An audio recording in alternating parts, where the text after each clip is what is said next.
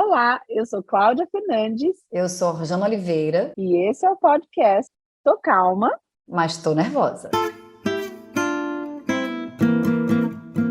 Tô calma, mas tô nervosa. Vem com Cláudia e Orjana. Conversas despretensiosas sobre educação. Eu te falei que eu comecei a fazer inglês, né? Falou.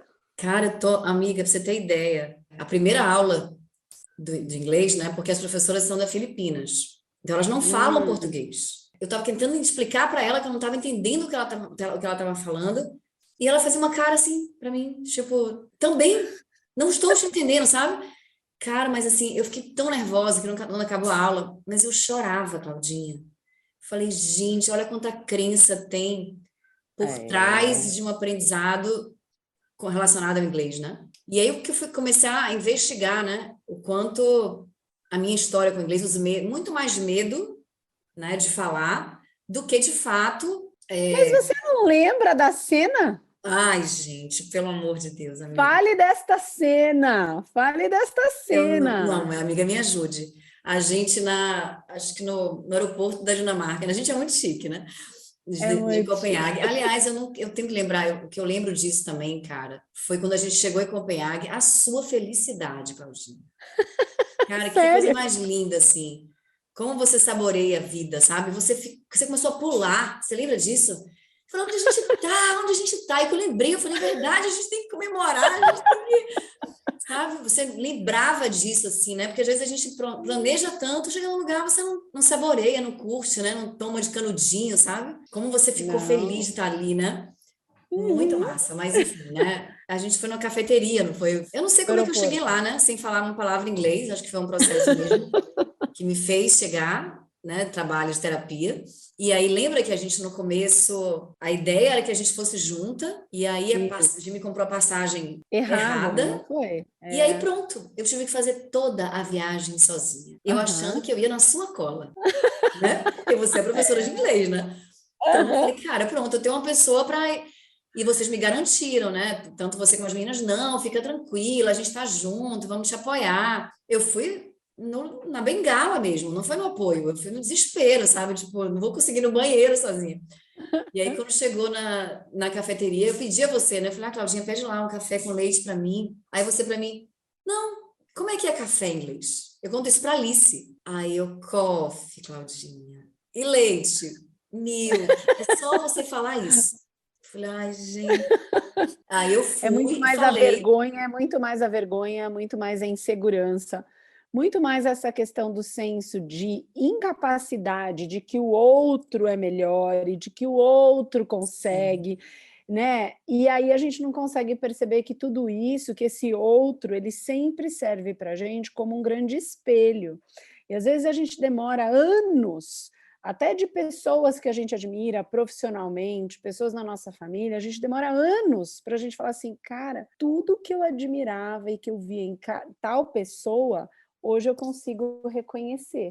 Mas a gente demora muitas vezes, né, por todas essas crenças, e precisa muita terapia e muito autoconhecimento, mas grava isso, amiga, o outro é só o nosso espelho. Então, tudo isso, eu só sirvo de espelho para cutucar toda essa potencialidade que você tem dentro de você. E isso vem muito dessa educação tradicional, né? Que a gente veio. Eu me lembro que a minha história com o inglês nunca foi encorajadora. Eu nunca tive professoras que mostravam, né, que traziam a minha potência. Pelo contrário, era você é péssima em inglês. Era só o que eu escutava. Então, isso terminou fazendo com que eu escolhesse, né, cada vez mais me distanciar e achar que isso não era para mim, sabe? Mas eu me lembro que a gente pode depois falar até disso também, que eu fiquei pensando agora dessa idealização, né? Da surpresa que eu fiquei, assim, quando a mulher me deu um café com leite, gente. E, uau, sabe? Meu Deus, parecendo uma criança, que maravilha, que... Por outro lado, tem isso também, né?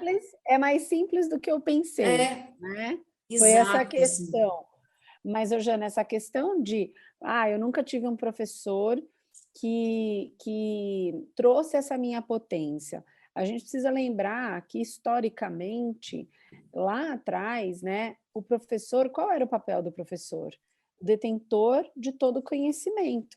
Então, ele não podia compartilhar e nem fazer com que o aluno reconhecesse toda essa potência, porque isso seria intimidador de uma certa forma. E isso vem na fala quando você tem um aluno que levanta a mão e fala assim, mas professor, o que é isso, aquilo outro?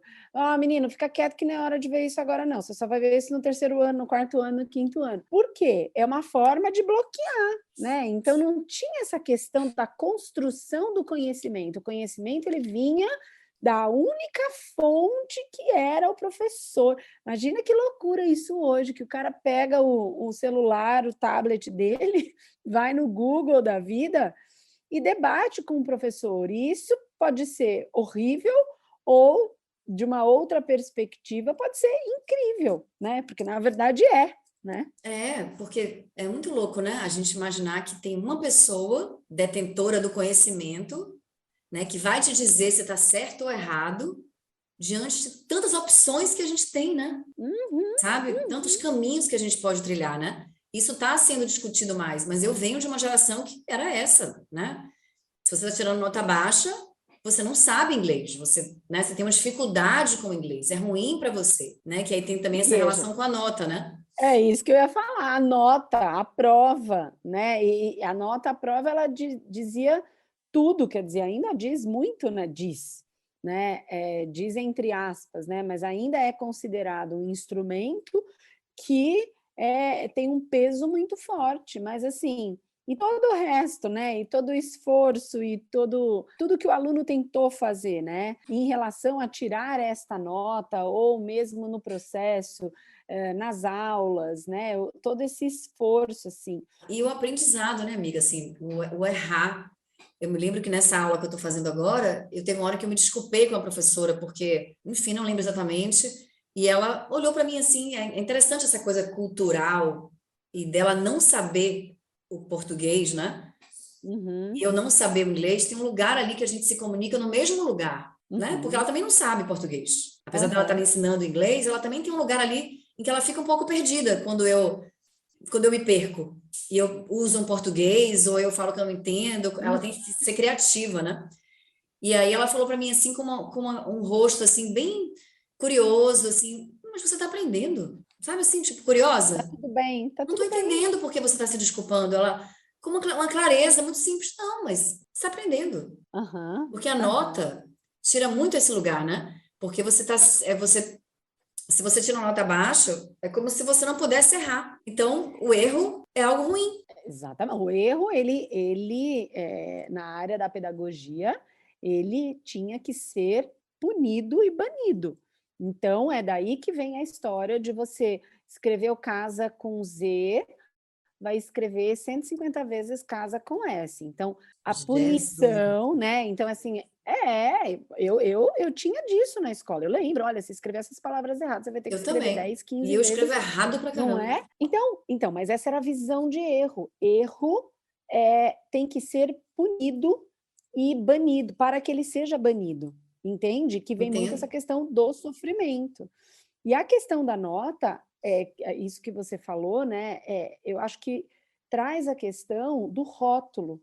Então, assim, você é visto pelo rótulo que você carrega. Então, eu tirei 2, então você é 2. Não anda muito com esse amiguinho, não, porque ele é 10. Anda com ele, esse é um bom amigo. Que é mais ou menos o que a gente tem na visão capitalista, né? De quem tem mais dinheiro, menos dinheiro, né? E aí, o que eu queria falar, que eu falei, me lembra de falar da nota, porque a minha filha mais velha, ela tem ido muito bem na escola, né? Mas é uma escola tradicional, assim, é uma escola tranquila, que eu digo que não chapa o meu coco, sabe? Não fica assim, ela foi com a meia azul e tinha que ir com a meia branca, entrou atrasada, sabe? Essas coisas assim. É uma escola, tradicional, mas não é uma escola que, assim, acaba com a paz dentro da minha casa. E ela e minha filha tá indo super bem, e ela tá se esforçando bastante. E aí, essa semana, aconteceu uma questão que ela estava no inglês, e ela vai muito bem no inglês. Mas teve um colega, eles estavam fazendo uma atividade, para um exame internacional e ele tinha que escutar e tinha que escrever algumas palavras. E ela falou assim, eu não acredito que o fulano acertou essa palavra, assim, indignada que o fulano tinha acertado e ela não. Mas assim, indignada, mas dando risada e tudo mais. E daqui a pouco eu vi ela no processo assim, nossa, eu tenho prova, nossa, eu tenho que ir muito bem. E eu comecei a sentir aquela coisa de maternidade, né? Eu falei, gente, acho que isso está um pouco demais. E aí eu sentei com ela e falei assim, filha, eu queria te falar uma coisa. Guarda isso que eu vou te falar. Eu estou muito feliz por todo o seu esforço, por tudo isso que você está fazendo, você está estudando, você está indo super bem. Eu fico muito orgulhosa da pessoa, do ser humano que você está se tornando, mas eu queria que eu queria deixar um recado para que você não se perdesse de você em nome de uma nota. Não é porque você tira 10 ou você tira 1 que você é um outro ser humano. Não é sobre a nota, não é sobre o número, mas é sobre o que você vai fazer com todo esse conhecimento que você está tendo a oportunidade de ter acesso e que você está tendo a oportunidade de estudar. E aí, no sentido, né, dela não de trazer um recado, dela olhar para dentro e não se deslumbrar tanto com essa coisa, sabe, das condecorações, ela ganhou a medalha, porque isso é quando a gente acaba trazendo o ego para o fronte, e aí a gente vai deixando, e aí a gente vai minando a nossa real potência realizadora e esquecendo do nosso real propósito no mundo. E trazendo também para ela, né, eu acho que, enfim, a realidade hoje do próprio mercado de trabalho, né? Porque a nota, ela não vai garantir, não, vai garantir que você passe. Mas eu, por exemplo, tenho uma realidade da minha vida, eu sempre fui uma aluna mediana para baixo, né? Então eu escutava que eu não ia dar para nada. Falava, ih, coitada, Jana, o negócio dela é apertado, né? Mas sempre passei de ano. E aí, quando eu entrei na universidade, que eu fiz algumas universidades, né? Eu fiz odontologia, fiz 1 ano de odontologia, depois fiz análise de sistemas, aí me formei, fiz 8 períodos de direito, larguei no 8º, parti para fisioterapia. Na fisioterapia eu me formei. Na fisioterapia, eu também era uma aluna mediana. Na universidade também eu continuei nesse mesmo lugar. Porque hoje eu comecei a perceber como eu aprendo. Não é do formato que a escola traz para mim, sabe? Isso foi algo que dificultou muito a minha trajetória. Mas eu tinha amigas na faculdade de fisioterapia que eram tops, assim, estavam o tempo inteiro tirando notas altas, assim, e eu lá tentando passar. No último ano da universidade, eu comecei a tentar vislumbrar o que eu queria trabalhar. E aí eu comecei a buscar empresas para trabalhar com qualidade de vida dentro das empresas, né? Ginástica laboral, montar um espaço dentro da empresa, com fisioterapia e tal. Eu tive uma sorte de conseguir.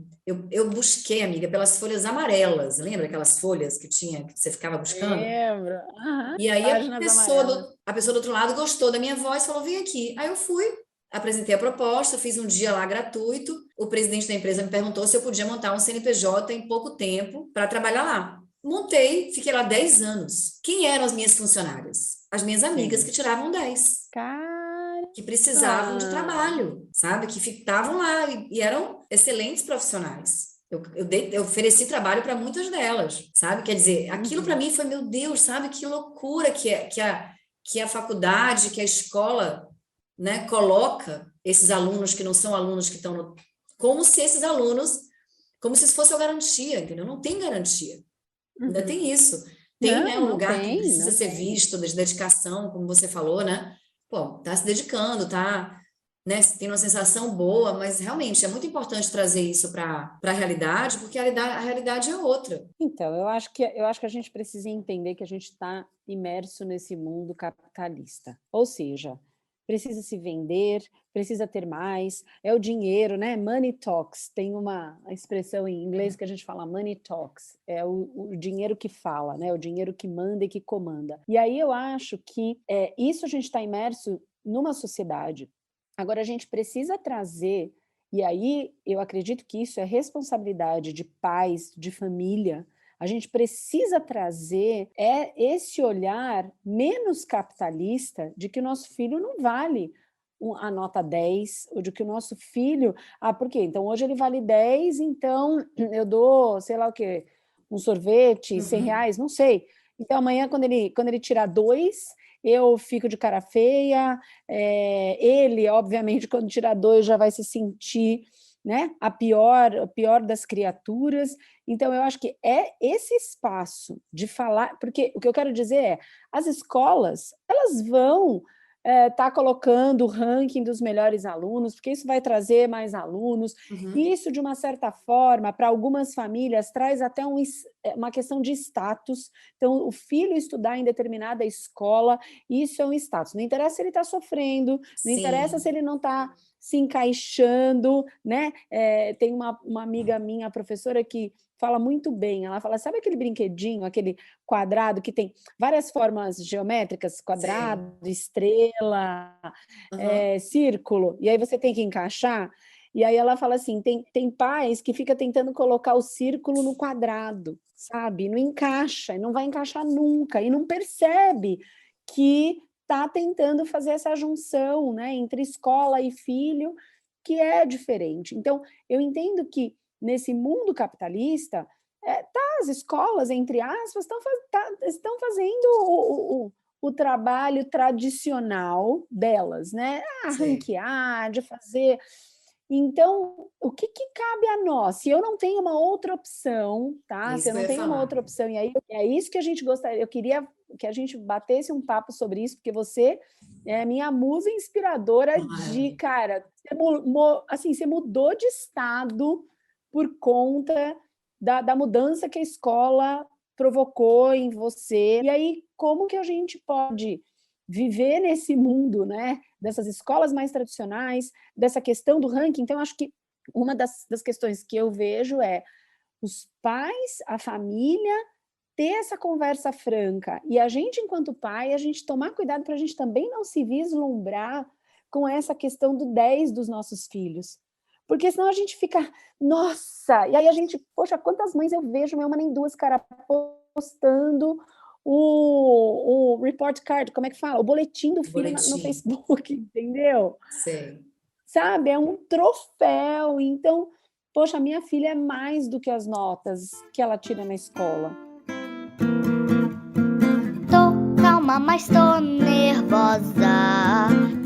Vem com Cláudia e Orjana, conversas despretensiosas sobre educação. Tô calma, mas tô nervosa.